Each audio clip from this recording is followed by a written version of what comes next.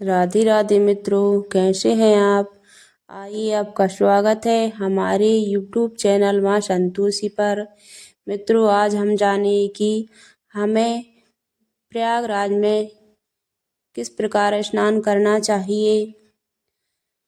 कुंभ में इस तरीके से करें स्नान, नहीं तो जाना होगा व्यर्थ। अक्सर लोग तीर्थ या कुंभ मेले में विशेष दिन जब स्नान करने जाते हैं तो बस 2-4 डुबकी लगाकर आ जाते हैं, लेकिन ऐसा तो आप किसी भी दिन कर सकते हैं।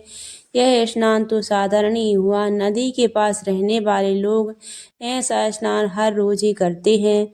तब क्या है तीर्थ और कुंभ में स्नान करने के नियम, जिसने स्नान का पूर्ण लाभ मिले। स्नान के दौरान कौन से ऐसे कार्य जो निषिद्ध हैं। नदी के जल में वस्त्र नहीं निचोड़ने चाहिए। जल में मलमूत्र त्यागना और थूकना नहीं नदी का पाप माना गया है। शौचकाल वस्त्र पहनकर तीर्थ में स्नान करना निषिद्ध है। तेल लगाकर तथा देह मलन करके नदी में स्नान नहीं करना चाहिए। हिंदू धर्म के अनुसार स्नान और धर्म का बहुत महत्व है। स्नान के पश्चात ध्यान, पूजा या जप कार्य संपन्न किए जाते हैं। जानते हैं प्रातःकाल स्नान में नहाने से क्या महत्व है। तीर्थ में प्रातःकाल स्नान करने का बहुत ही महत्व माना गया है। प्रातःकाल स्नान करने से दुष्ट विचार और आत्मा पास नहीं आते।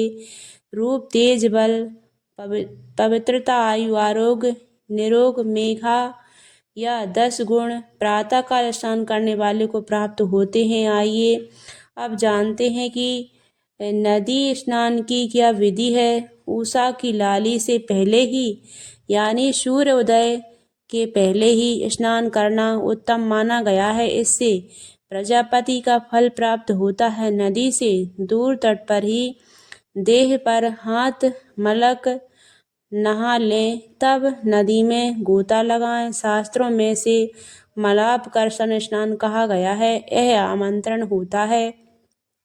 यह स्नान स्वास्थ्य और शुचिता दोनों के लिए आवश्यक है। हर व्यक्ति चाहता है कि जीवन में कभी न कभी तो कुंभ का स्नान करने का सौभाग्य मिले। मान्यता है कि कुंभ के दर्शन या कुंभ स्नान से जातकों को माँ गंगा के साथ ही अदृश्य रूप से कई देवी देवताओं का आशीर्वाद मिलता है। लेकिन क्या आप जानते हैं कि कुंभ स्नान के कुछ नियम हैं। इसके प्रति भूलकर भी लापरवाही नहीं करना चाहिए थी, अन्यथा जातकों को जन्म जन्मांतर तक इस पाप का फल भुगतना पड़ेगा। हिंदू धर्म में दान का विशेष महत्व है। इसके अनुसार जब भी कुंभ स्नान के लिए जाएं तो वहां कुछ न कुछ त्याग करके ही आएं, यानी कि कोई ऐसी बात जो आपको या आपके परिवार के अन्य सदस्यों को लगता है कि यह सही आदत नहीं है, या फिर आपकी उस आदत से किसी का नुकसान हो, तो कुंभ में स्नान के बाद उस आदत को त्याग करके करने का प्रण लें। इसके अलावा कुछ लोग अपने केशों का भी करते हैं। यमुना जी में मुंडन करवाते हैं। यदि आप कुंभ स्नान के लिए जा रहे हैं तो ध्यान रखिए कि स्नान का विशेष नियम है। इसके लिए स्नान से पहले नदी को प्रणाम करें, फिर पांव रखें कि पुष्प और अपनी इच्छा शक्ति मुद्रा डालकर के उसके बाद स्नान करें। स्नान के बाद किसी पुरोहित को वस्त्र का दान जरूर करें। बता दें कि यह सनातनी परंपरा है। ऐसे दान के पीछे यह मानता है कि प्रत्येक 12 वर्ष पर होने वाले कुंभ में हम बीते सालों में कमाया हुआ धन दान करते हैं। पवित्र नदी में स्नान करने जा रहे हों तो कुछ बातों का विशेष ध्यान रखना चाहिए। इसीलिए कभी भी किसी भी नदी के समीप शौच, कुल्ला, कंघी करके बाल डालना, जल में क्रीड़ा करना, रति क्रिया करना या फिर कपड़े धोने से हर हाल में बचना चाहिए, अन्यथा स्नान करने का कोई फल मिलता ही नहीं। साथ ही जातक को जन्म जन्मांतर का इसका पाप भुगतना पड़ता है। गलत चीजों को नदी में प्रवाहित नहीं करना चाहिए। जो भी नारियल, फूल, चुनरी चढ़ाने की आपकी श्रद्धा है, गंगा जी को वह पानी के बाहर रहकर ही आपको पूजा पाठ करना चाहिए। नदी के जल में किसी प्रकार की चीज़ों का प्रभावित करना चाहिए। स्नान करने के दौरान ओम सूर्य देवाय नमः का मंत्र जाप करना चाहिए।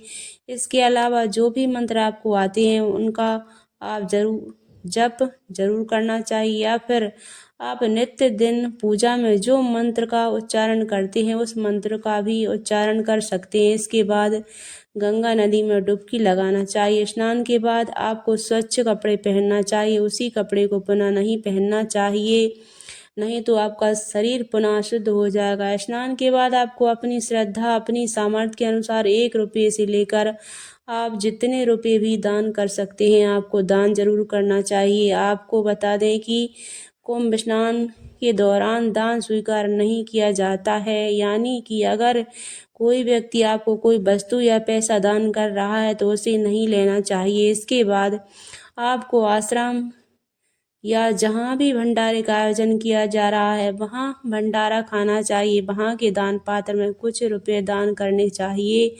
अगर आपके पास समय है तो आपको वहाँ पर चल रहे धार्मिक योजनाओं का हिस्सा बनना चाहिए। कुंभ स्नान के बाद आपको नाग वासुकी मंदिर के दर्शन जरूर करना चाहिए। ऐसी मान्यता है कि स्नान के बाद अगर मंदिर के दर्शन नहीं करेंगे तो आपको पुण्य फल की प्राप्ति नहीं होती है। वहीं साथ में लेटे हुए हनुमान मंदिर के दर्शन भी जरूर करने चाहिए। ऐसे भी बहुत सारे श्रद्धालु होते हैं जो आते हैं और सीधे गंगा जी में डुबकी लगाते हैं और पुराने वही कपड़े पहन लेते हैं और मेला घूमते हैं। तो ऐसे व्यक्तियों को किसी भी प्रकार का पुण्य फल नहीं मिलता। फल उन्हीं को मिलता है जो नियमों का पालन करते हुए स्नान दान पुण्य का काम करते हैं। तो आपको यह वीडियो कैसी लगी है